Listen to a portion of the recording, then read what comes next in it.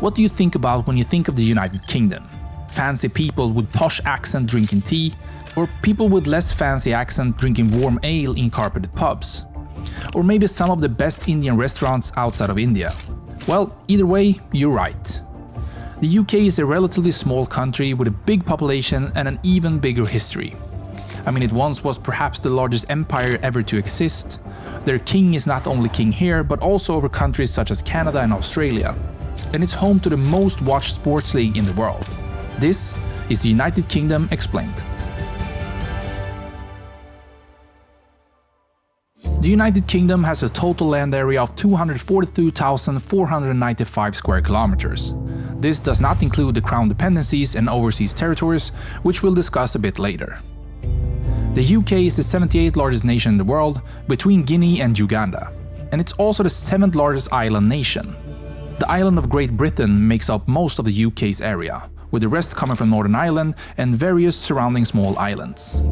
England is the largest country in the United Kingdom and accounts for over half of the total area. And at this point you're probably thinking, wait, isn't the United Kingdom the country? How can England also be a country? Well, we'll discuss that a bit later as well. Just know that England is the largest of the UK countries, followed by Scotland, Wales and Northern Ireland.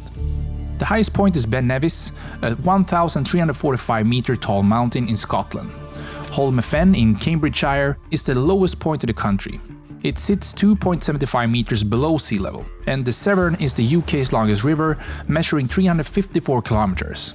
Loch Ness is the UK's largest lake, as it covers an area of 396 square kilometers. The most important natural resources of the United Kingdom have changed over time. Lead was historically one of the country's most important resources, but since we discovered the problem of lead poisoning, demand has dropped slightly. And the same process has been happening or is starting to happen for fossil fuels such as coal, methane and oil, the last of which largely comes from the continental shelf of the North Sea. However, the UK has massive wind power capacity due to its windy conditions, and this resource will likely grow in importance. Other key resources include limestone, iron, salt and clay. Aside from some parts of Scotland being subarctic and tundra, the UK has a temperate climate. The country gets a lot of rain, and this is what allows for the lush grassy terrain for which the UK is famous.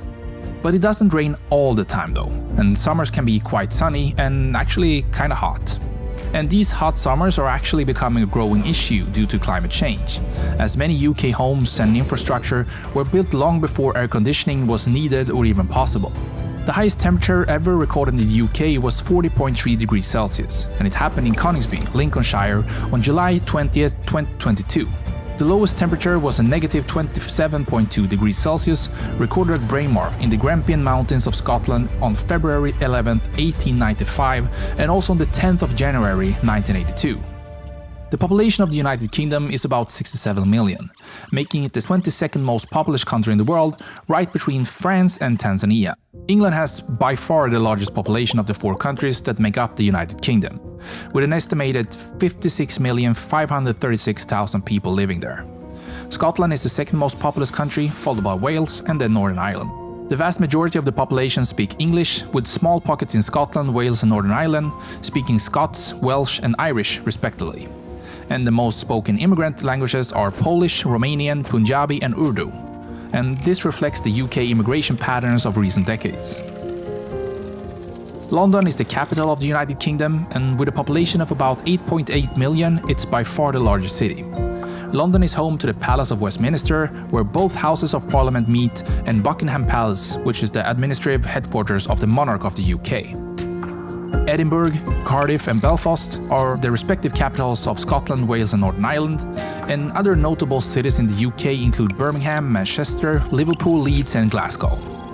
The UK is a parliamentary constitutional monarchy. The head of state in the UK is the monarch, who is currently King Charles III, who was crowned in 2023, and the monarch is also the supreme governor of the Church of England. Charles' mother, Queen Elizabeth II, was the monarch for 70 years, which is the longest reign in British history and the second longest reign of any monarch in world history. But did you know that Charles isn't just king in the UK? He is also king of 14 other Commonwealth realms, including Canada, Australia, Papua New Guinea, New Zealand and Jamaica. The monarch holds the largest ceremonial role and doesn't directly influence legislation. and it's probably worth noting that not all Britons like their monarchy. About 62% of Britons support the monarchy, 26% support an elected head of state, while the remaining population is just unsure. And while we may associate the UK with its monarchy, it's worth keeping in mind that roughly a quarter of Britons actually favour republicanism, meaning they would prefer the UK to be a republic without the monarch. But I feel like this is pretty common, especially in Western nations who still have a monarchy in place. The head of government is the Prime Minister, with the current 79th in order being Rishi Sunak, who assumed office in 2022.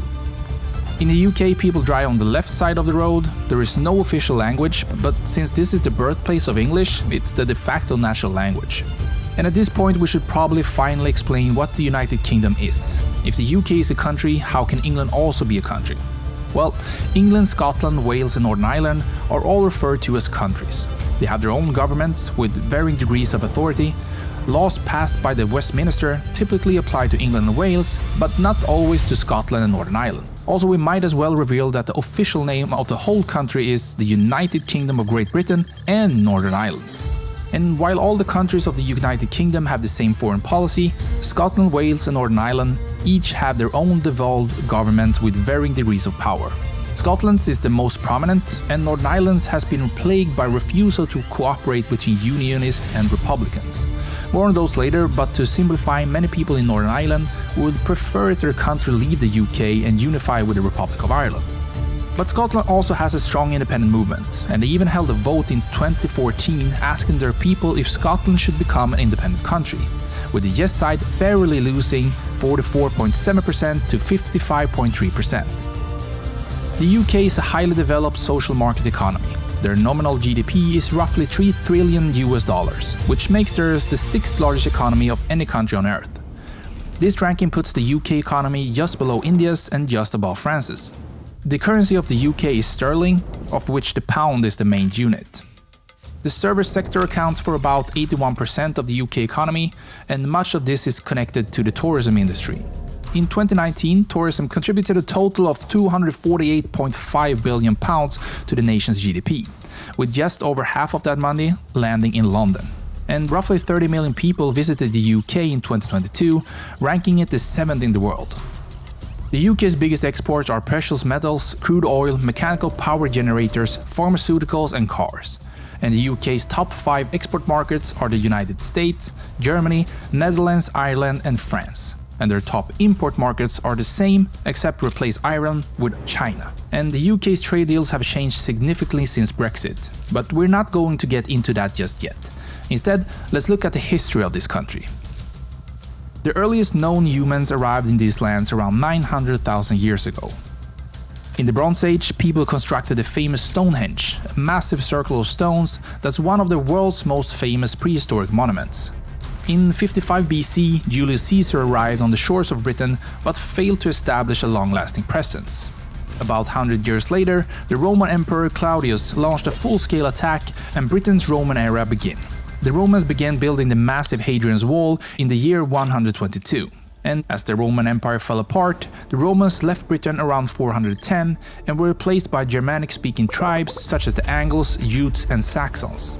King Athelstan was crowned in 925, and many historians recognize him as the first king of the unified England. A little more than a century later, in 1066, William the Conqueror of Normandy conquered England, and in the following decades, the Normans conquered Wales as well, and since, the two countries have largely been unified. In 1169, Anglo-Norman mercenaries invaded Ireland, beginning the process of nearly 1,000 years of English and Irish conflict on the island. Throughout the Middle Ages, England fought in various wars, including the Crusades, the Scottish Wars of Independence, and the 100 Wars against France. And the English defeat of the Spanish Armada in 1588 is symbolic of England's emergence as a dominant naval power. The English and Scottish crowns were officially united when Elizabeth I died without an heir, and James VI of Scotland became James I of England and Scotland.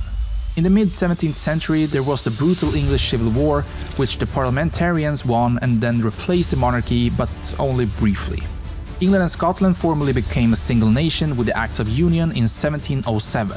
In subsequent centuries, the UK colonized many parts of the world, becoming by some criteria the largest empire the world has ever known. and at various points, the British Empire controlled all or parts of many modern-day countries.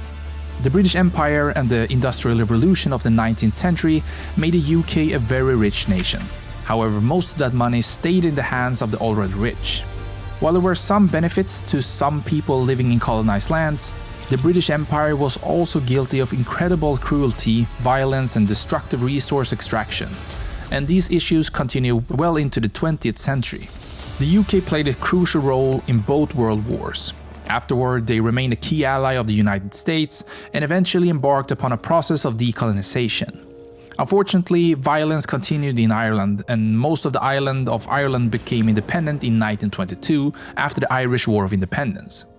But the troubles lasted from the late 1960s to 1998 and saw repeated bursts of violence between the Republican paramilitaries such as the IRA and loyalist paramilitaries and the British military. The UK joined the European Economic Community in 1973, which eventually became the European Union. On the 24th of June 2016, the UK voted to leave the European Union by a very narrow margin of 51.9% to the winning side. The Brexit campaign was a divisive and controversial one, and its long-term effects remain to be seen. The UK keeps close diplomatic and economic ties with other nations of the Commonwealth. Even countries without direct ties to the British Empire have joined the group, including Mozambique, Rwanda and Gabon.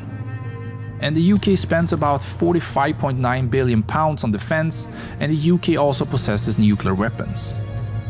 Looking into the sports side of things, some of the world's most played sports have their origins in the UK. These include football, rugby and cricket. England's Premier League is the most watched sports league in the world and holds some of the most famous sports teams on the planet, such as Manchester United, Liverpool and Arsenal.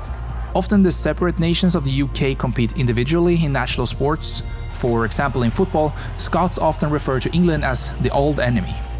The England's men's national team has won each of the football, rugby union and cricket World Cups, while Team Great Britain has won the Men's Rugby League World Cup 3 times. England has also won the Women's Rugby World Cup twice and the Women's Cricket World Cup 4 times. Other popular sports include tennis, boxing, darts, snooker and track and field. Now looking at British music, it's famous all over the world. And British prominence in world pop music began with a British invasion of rock music in the 1960s. First, there was a band from Liverpool called the Beatles. You may have heard of them. Following them, over the years there were bands and artists such as Rolling Stones, Spice Girls and Robbie Williams. And British artists have also been keen to electronic music and hip-hop. Right now, one of the most popular music genres in the world is UK drill. This music is largely created by Black Britons and highlights how immigrant communities have shaped British culture. Some of the most popular British hip-hop and drill artists include Stormzy, Dave and Central C. Britain is also famous for its television and film industries. The show Coronation Street is the world's longest-running television soap opera. And some famous British actors include Emma Thompson, Sacha Baron Cohen and Kate Winslet. Now, there are more British tourist attractions than we could possibly name. But there are a few obvious ones, such as the already mentioned Hadrian's Wall and Stonehenge. But also the Tower of London, Buckingham Palace and the British Museum. And if you're in Scotland in August, you should definitely check out the Edinburgh Fringe Festival. Or you can check out the Roman baths in the aptly named town of Bath. And also you can visit Oxford and see the world's second oldest university. Or if you're a Game of Thrones fans, you can see where they filmed much of the series in Northern Ireland. Few countries have played such a major role in world history as the United Kingdom. It's a country of aristocrats who can trace their lineage back a millennium. It's a country of gruff-speaking, pint-drinking football fans. It's a country of dancehall and hip-hop artists. And it's a country of haggis-eating Scots. It's all this and so much more. And we had to leave out a lot for this video, so chime in below and say what you think everybody should know about the UK. And I actually might have to do an episode 2 about this country. Or else, click one of the videos on your screen right now to go learn more about the country in the world, and I see you there.